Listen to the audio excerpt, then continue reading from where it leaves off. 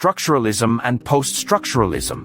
Structuralism and post-structuralism are two major schools of thought that have deeply influenced philosophy, sociology, linguistics, literature, and many other social sciences. To understand them, it is important to imagine how human beings make sense of the world. We do not see the world as random. Instead, we look for patterns, systems, and meanings in everything. Structuralism and post-structuralism are two ways of explaining how these patterns and meanings are formed, and how they shape human understanding. Structuralism began in the early 20th century and is most closely associated with the work of the Swiss linguist, Ferdinand de Saussure. Saussure believed that language is not just a list of words or a tool for communication, but a system of signs that gives meaning to everything we experience. Each word, according to him, has meaning only because it stands in relation to other words. For example, the word cold only has meaning because it is not hot. This means that meanings do not exist naturally but are created by relationships within a system. This idea became the foundation of structuralism. Structuralism argues that everything in human culture, from language and literature to customs and myths, can be understood by studying the structures that lie beneath them. These structures are like invisible rules that guide how people think, speak, and behave. For example, just as grammar controls how we make sentences, there are deep cultural rules that shape how societies function. Structuralists believe that if we can uncover these hidden systems, we can understand the universal patterns of human thought and behavior. One famous structuralist, Claude Lévi-Strauss, applied this idea to anthropology. He studied myths, family systems, and kinship patterns across different societies and found that all human cultures share common structures in how they organize relationships and tell stories. For example, myths often have similar themes, like good versus evil, hero versus villain, or life versus death, even when they come from different cultures. This, he argued, shows that human minds follow universal patterns of thinking. Structuralism also influenced literature.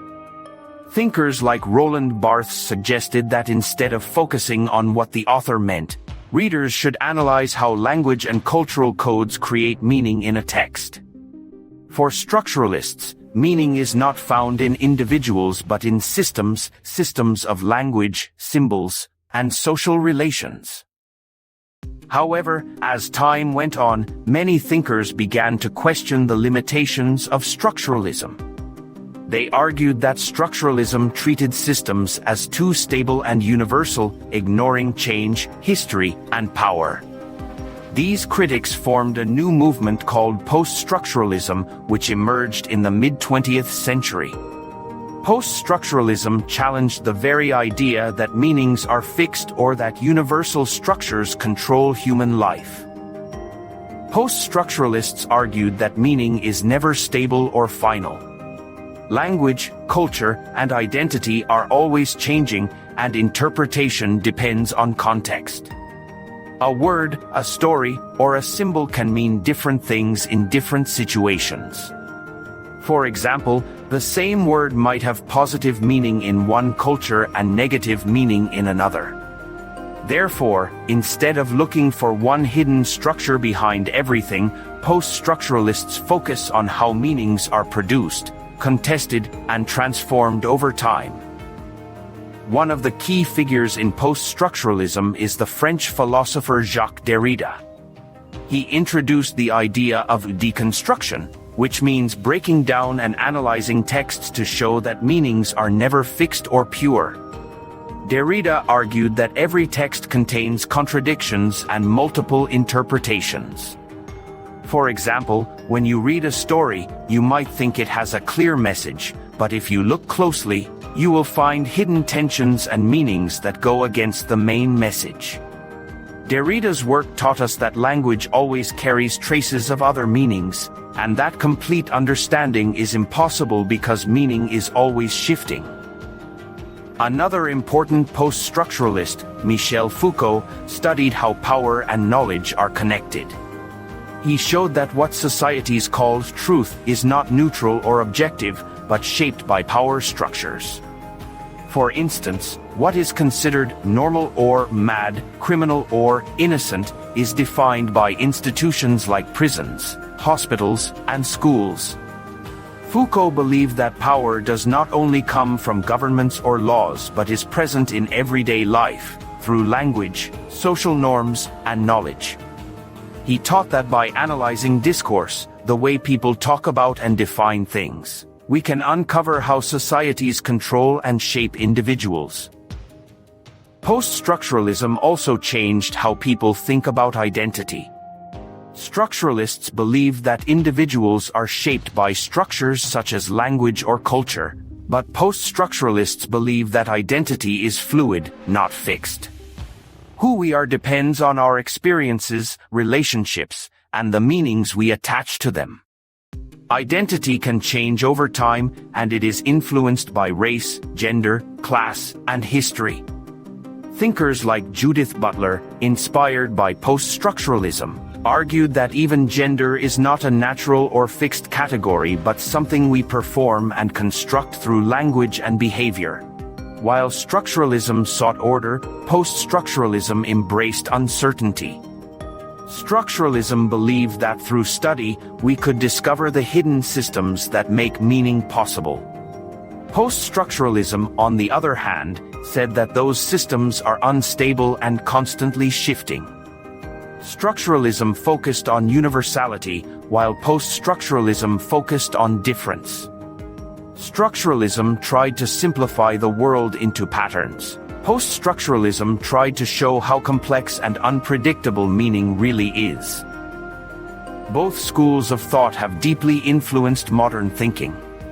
In sociology, they have changed how researchers approach society. Instead of seeing social systems as rigid and unchanging, many sociologists now see them as flexible, shaped by history and discourse. In literature and art, these ideas have opened up new ways of interpretation. A story is no longer read for its single true meaning but as a field of endless meanings, influenced by culture, time, and the reader's perspective. For example, when reading a novel, a structuralist might look for the underlying structure, how the story fits into familiar patterns like hero versus villain or love versus betrayal. A post-structuralist, however, would look at how the story challenges or breaks those patterns, how the author's language creates contradictions, and how different readers might interpret it in unique ways. Although post-structuralism criticized many ideas of structuralism, it did not completely reject them. Instead, it built upon them, showing that structures exist but are never stable. This constant questioning of meaning, power, and identity has made post-structuralism one of the most influential movements in modern intellectual history. In simple terms, structuralism is about finding order, while post-structuralism is about questioning that order. Structuralism looks for systems that give meaning to human life. Post-structuralism shows how those systems can break down or change. Together, they help us understand that human knowledge is both structured and uncertain, both organized and full of possibilities. In today's world, these ideas remain relevant. We live in a time when information spreads instantly, meanings change rapidly, and identities are fluid. Understanding structuralism and post-structuralism helps us navigate this complex reality by reminding us that meaning is not given, it is made, unmade, and remade through human interaction and interpretation. If you enjoyed this explanation and want to explore more about sociology, philosophy, and human thought, please like this video and subscribe to the channel for more educational and inspiring content.